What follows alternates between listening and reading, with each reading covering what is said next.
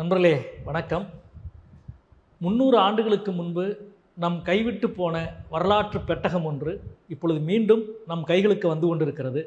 இந்த மகிழ்ச்சியான செய்தி வரலாற்று உணர்வாளர்களுக்கு, தமிழக வரலாற்றை நேசிப்பவர்களுக்கு, தமிழக வரலாற்றை படிக்கிற அத்தனை பேருக்கும் மிகவும் உத்வேகம் அளிக்கிற ஒன்று. 1000 ஆண்டுகளுக்கு முன்பு பெருமன்னன் ராஜராஜனால் பௌத்த விகாரம் கட்டுவதற்காக வழங்கப்பட்ட கொடையை பற்றி பேசுகிற செப்பேடு ஆனைமலை செப்பேடு என்ற அதற்கு பெயர். அது கிமு 16-17ஆம் நூற்றாண்டில் டச்சு கிழக்கிந்திய கம்பெனி நாகப்பட்டினம் பகுதியை ஆட்சி செய்த பொழுது, தன் ஆளுகைக்கு உட்படுத்தப்பட்ட பொழுது அந்த செப்பேடுகள் இங்கே இருந்து இடம்பெயர்ந்தன. அவற்றை கிறிஸ்துவ மறைப்பணியாளர்கள் பாதுகாத்து நெதர்லாந்திலே இருக்கிற லெய்டன் பல்கலைக்கழகத்திலே ஒப்படைத்தார்கள். சுமார் 300 ஆண்டு காலம் லேடன் பல்கலைக்கழகத்தில் அந்த செப்பேடுகள் பாதுகாக்கப்பட்டன. அந்த செப்பேடு இந்திய வரலாற்றில், தமிழக வரலாற்றில் மிக மிக முக்கியமானது. அதற்கு காரணம் பெருமன்னன் ராஜராஜன், ராஜேந்திர சோழன் என்ற சோழ பேரரசர்கள், சைவ மதத்தில் ஈடுபாடு கொண்ட சோழ மன்னர்கள், ஸ்ரீவிஜய மன்னர்களினுடைய வேண்டுகோளுக்கு இணங்க அவரது தந்தை சூடாமணிவர்மனின் நினைவாக அங்கே இருந்து இங்கே வர்த்தகம் செய்ய வந்திருக்கிற வர்த்தகர்களினுடைய விருப்பத்திற்கு இணங்க ஒரு புத்த விகாரம் கட்டுவதற்கு அனுமதி கேட்கிறான். அதற்கு கொடையளிக்கிறார்கள் சோழ மன்னர்கள். அப்படி அளிக்கப்பட்ட கொடையினுடைய விவரங்கள், அதற்கான அனைத்து செய்திகளும் அடங்கிய அந்த மகத்தான செப்பு பெட்டகம்தான் ஆனைமலை செப்பேடு. அது இன்றைக்கு நம்முடைய தமிழர்களுக்கு, தமிழ்நாட்டுக்கு, இந்தியாவுக்கு மீண்டும் திரும்ப பெற வேண்டும் என்று யுனெஸ்கோவினுடைய கலை மரபு சார்ந்த பகுதிகளிலே கோரிக்கை வைக்கப்பட்டது. 10 ஆண்டு காலம் நடந்த மிகப்பெரிய முயற்சியால் இன்றைக்கு இந்திய பிரதமரிடம் அது முறைப்படி ஒப்படைக்கப்பட்டிருக்கிறது. மிக மகிழ்வான ஒரு செய்தி.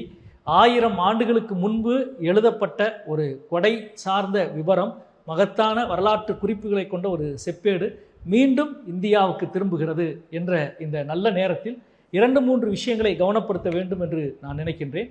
குறிப்பாக கடந்த 10 ஆண்டுகளாக அமெரிக்கா உள்ளிட்ட உலகின் பல பகுதிகளில் இருக்கிற இந்திய தொல்பொருட்கள் மீண்டும் இந்தியாவுக்கு கொண்டு வரப்பட்டிருக்கிறது. 654 பொருட்கள் கொண்டு வரப்பட்டிருக்கிறது.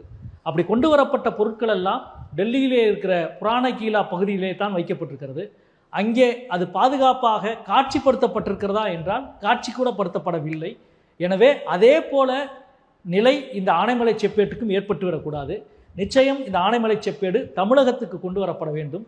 தமிழக அரசினுடைய தொல்லியல் துறையிடம் இது ஒப்படைக்கப்பட வேண்டும் என்று இந்திய பிரதமரிடமும் இந்திய தொல்லியல் துறையிடமும் கேட்டுக்கொள்கிறேன். 2வது மிக முக்கியமான விஷயம், சோழர்களுடைய வரலாற்றில் மிக மிக முக்கியமான ஒரு செப்பேடு அன்பில் செப்பேடு. அதுதான் சோழ வழித்தோன்றல்களை கால வரிசைப்படி பேசுகிற மிக முக்கியமான ஆவணம். அந்த செப்பேடை ஏற்கனவே ஒரு 60-70 ஆண்டுகளுக்கு முன்பு இந்திய தொல்லியல் துறை, கல்வெட்டுத்துறை அதை பதிப்பித்திருக்கிறது புத்தகமாக. ஆனால் இப்பொழுது அந்த செப்பேடு எங்கே இருக்கிறது என்று தெரியவில்லை, காணாமல் போய்விட்டதாக சொல்லுகிறார்கள். அதாவது 300 ஆண்டுகளுக்கு முன்பு எடுத்து செல்லப்பட்ட செப்பேட்டை நெதர்லாந்திலே இருக்கிற லெய்டன் பல்கலைக்கழகம் பத்திரமாக பாதுகாத்து வைத்திருந்தது. ஆனால் இந்திய தொல்லியல் துறையிடமிருந்த அதே சோழர் செப்பேடு இப்பொழுது காணவில்லை. தயவு செய்து இந்திய அரசு, தொல்லியல் அரசு அன்பில் செப்பேட்டை மீட்க வேண்டும், கண்டறிய வேண்டும், அதற்கு முழு முயற்சி எடுக்க வேண்டும் என்று இந்த நேரத்திலே கேட்டுக்கொள்கிறேன். 3வது மிக முக்கியமான விஷயம், இது வெறும் செப்பேடு மட்டுமல்ல, நம்முடைய வரலாற்றின் ஒரு உயிர்ப்பான பகுதி. பிரதமர் மோடி அவர்களிடம் கையளிக்கப்பட்ட இந்த வரலாற்று சான்று என்பது அவர் பேசுகிற ஒற்றை மத அரசியலுக்கு மாற்றாக பன்மை மத அரசியலை பேசுகிற வரலாற்றின் மிக முக்கியமான ஆவணம். வரலாறே வருக, சமகாலத்தில் இங்கிருக்கிற அரசியலுக்கு பாடம் புகட்ட.